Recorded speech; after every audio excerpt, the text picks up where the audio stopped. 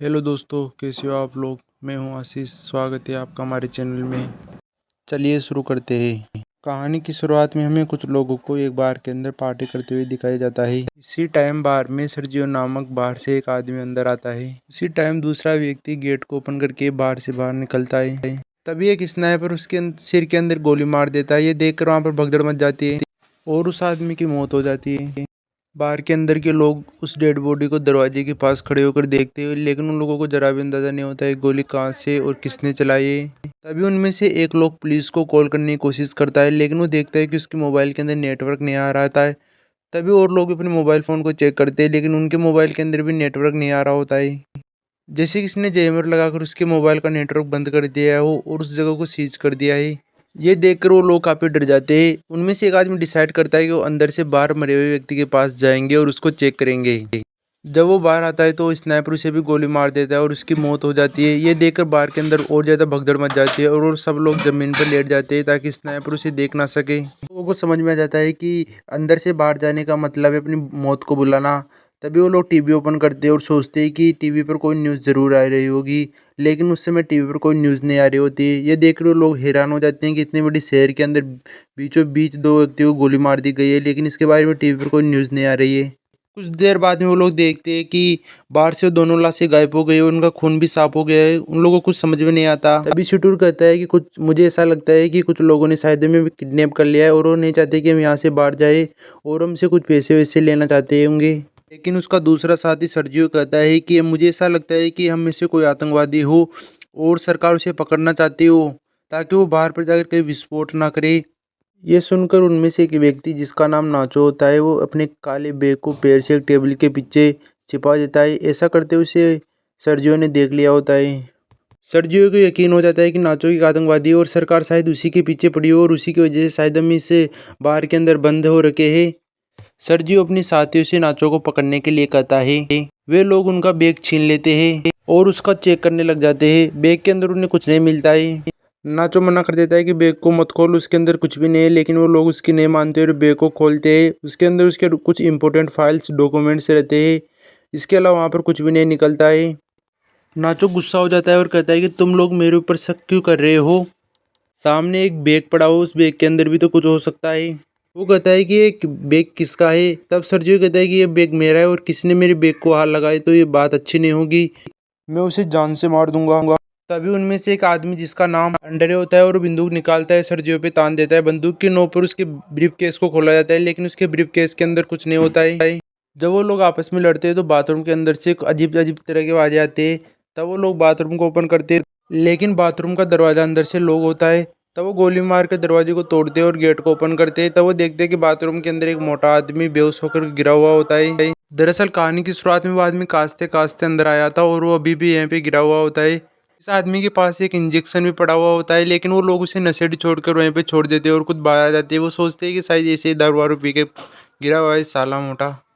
अचानक इन लोगों को बाहर से गाड़ियों की आवाज़ आने लग जाती है। देखकर वो काफ़ी खुश होते हुए दरवाजे के पास आकर देखते हैं। वो देखते हैं कि बाहर आर्मी सोल्जर आए हुए हैं। आर्मी सोल्जरों को देखकर वो और ज़्यादा खुश हो जाते हैं और कहते हैं कि ये शायद हमारी हेल्प करने आए। तभी आर्मी सोल्जर टायर निकालते हैं और टायर को निकाल कर वहाँ पर जमाने लग जाते हैं और उनके अंदर आग लगाने लग जाते हैं। आर्मी सोल्जर टायर को जलाकर वहाँ से चले जाते हैं और उन लोगों की मदद नहीं करते। इससे वो काफ़ी उदास हो जाते हैं। बाद में टीवी के अंदर न्यूज़ में दिखाया जाता है कि सिटी के बीचों बीच एक फैक्ट्री के अंदर एक गैस सिलेंडर फटने से आग लग गई है और उस जगह को सीज कर दिया गया है।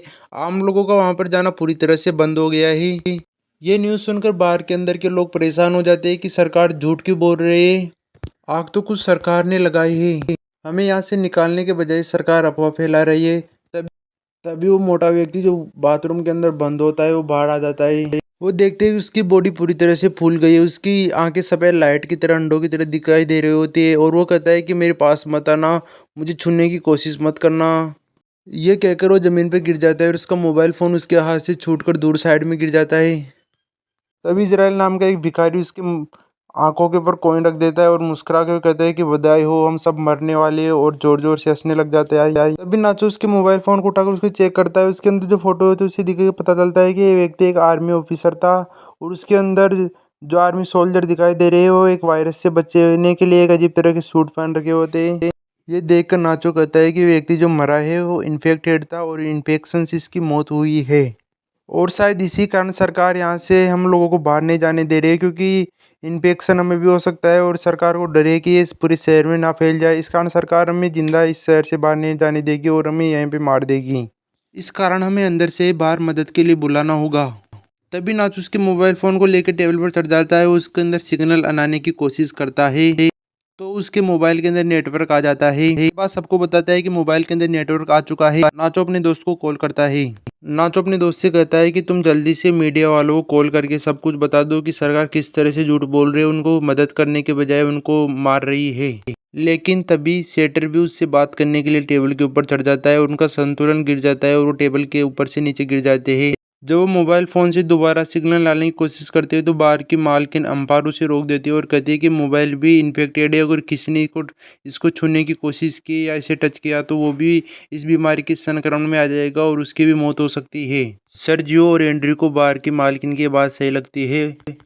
तभी ये तीनों एक तरफ खड़े हो जाते हैं और मोबाइल और उस आदमी को छूने वाले 5 लोग एक तरफ खड़े हो जाते हैं। तभी उनमें से एक लड़की कहती है कि हमें ऐसा नहीं करना चाहिए, घंटों से हम लोग एक साथ रह रहे हैं, अगर हमें इन्फेक्टेड होना होता तो हम कब के हो चुके होते। लेकिन एंड्री अपनी बंदूक निकाल कर उस लड़की एलिना से कहता है कि मुझसे दूर रहो, नहीं तो मैं तुम्हें मार दूंगा। तब बार की मालकिन सर्जियो और एंड्री कहते हैं कि तुम सब लोग बार के अंदर बने हुए बंकर के अंदर चले जाओ और हम तीनों को यहीं पर छोड़ दो ताकि हम लोग इन्फेक्टेड ना हो, और इस मरे हुए मोटे को भी अंदर लार बंकर के अंदर खींच कर ले जाओ साले कुत्ते को। वो पांचों ऐसा करने से मना कर देते हैं, लेकिन तभी हेनरी गोली चला देता है। मजबूरन उन लोगों को उस बॉडी के साथ खुद को वो पांचों लोग बंकर के अंदर चले जाते हैं और उस बंकर के दरवाजे को ऊपर से लॉक कर दिया जाता है। वो सब बंकर के अंदर कुछ देर देखने के बाद उनको एक ढक्कन दिखता है। वो सोचते हैं कि यहाँ से हम इस गुफा से बाहर निकल सकते हैं। तभी इजराइल नाम का भिखारी उस जाली को हटा देता है और उस जाली से बाहर जाने की कोशिश करता है, लेकिन वो काफ़ी बड़ा होता है और उस जाली का छेद छोटा है, इस कारण वो उसके अंदर फंस जाता है। कुछ देर बाद वो उसके साथी उसको बाहर निकाल लेते हैं। तभी इन लोगों को ऊपर से गोलियां चलने की आवाज़ आती है। गोलियां चलने की आवाज़ सुनकर ये लोग काफ़ी घबरा जाते हैं और ऊपर देखने की कोशिश करते हैं। वो देखते हैं कि ऊपर काफ़ी धुआं हो रखा होता है और उनके साथी ऊपर चिल्ला रहे होते हैं। ऊपर धुआं देख वो लोग समझ जाते हैं कि उनके साथियों किसी ने मार दिया होता है और बंकर के अंदर आग लगा दी है। कुछ घंटों के बाद ऊपर का माहौल शांत होने के बाद ऊपर बाहर का नज़ारा देखने आते हैं। बाहर की हालत काफ़ी ख़राब हो जाती है, वो पूरा जलकर राख हो गया होता है और देखते हैं कि बाहर से कुछ लोग इस बार को सील कर रहे होते हैं। जब वो ऊपर आकर बाहर को देखते हैं तभी उसे मरे हुए आदमी के मोबाइल फ़ोन दिखाई देता है। वो लड़की जो एलिना होती है उसके मोबाइल फ़ोन के अंदर चेक करती है और उसके अंदर मैसेज देखती है। सामने से कोई उसे पूछ रहा था क्या वैक्सीन लेने से तुम्हारी तबीयत ठीक हो गई है, लेकिन वो आदमी जवाब देता है कि नहीं, मेरी तबीयत बिल्कुल भी ठीक नहीं हुई और मैं जैसा हूँ वैसा अभी तक हूँ। वो उसे बताता है कि मैं बाहर के वॉशरूम के अंदर छिपा हुआ हूँ, तुम मेरे पास आने की कोशिश मत करना। उसकी चैट पढ़ने से उन लोगों को पता चलता है कि उसके पास अभी भी 4 इंजेक्शन बचे हुए होते हैं और वो वैकेंसी इस वायरस की असली तोड़ है। वो लोग खुश हो जाते हैं और कहते हैं कि वैक्सीन काम कर सकती है और हम सब ठीक हो सकते हैं। वो लोग उस 4 वैक्सीन को जो बची हुई होती है उनको हेरने लग जाते हैं। वो उस मोटे व्यक्ति के पास आकर उसको चेक करते हैं, लेकिन उसके पास वैक्सीन नहीं मिलती है। तभी वो लोग कहते हैं कि हमें सबसे पहले वॉशरूम के अंदर मिला था, हमें शायद वॉशरूम के अंदर जाकर चेक करना चाहिए। जब वो वॉशरूम के अंदर जाते हैं तो वहाँ पहले से इजराइल वैक्सीन को हाथ में लेके हुए बैठा होता है। नाचो और उसके साथी इजराइल को बहकाने की कोशिश करती है कि वैक्सीन हमें दे दो, लेकिन वो मना कर देता है। इजराइल कहता है कि तुम लोग 5 हो और वैक्सीन है 4, अगर मैंने तुम लोगों को वैक्सीन दे दी तुम मुझे वैक्सीन नहीं दोगे। वो कहते हैं कि तुम मुझे वैक्सीन नहीं दोगे क्योंकि मैं एक भिखारी हूँ, तुम लोगों को मेरी जान की कीमत मालूम नहीं है। इजराइल एक वैक्सीन को लेकर अपने शरीर के अंदर डालने लग जाता है, तब नाचो उसके ऊपर झपट पड़ता है और दोनों के बीच में हाथापाई शुरू हो जाती है। इजराइल ने नाचो को नीचे गिराकर उसकी गन छीन लेता है और उसको अपने हाथ में लेकर उन सबके ऊपर तान देता है। इस टाइम वैक्सीन इजराइल के हाथ से छूटकर नीचे बंकर के अंदर चली जाती है। वैक्सीन टनल से होकर उस पानी के नाले के अंदर जा गिरती है। ऐसा देखकर वो सब परेशान हो जाते हैं और सोचने लगते हैं कि हम में से किसी एक को तो बंकर के अंदर जाना पड़ेगा। वो सब लोग कहते हैं कि एलिना काफ़ी पतली और एलिना को बंकर के अंदर जाकर हमारे लिए वैक्सीन लेकर आना पड़ेगा।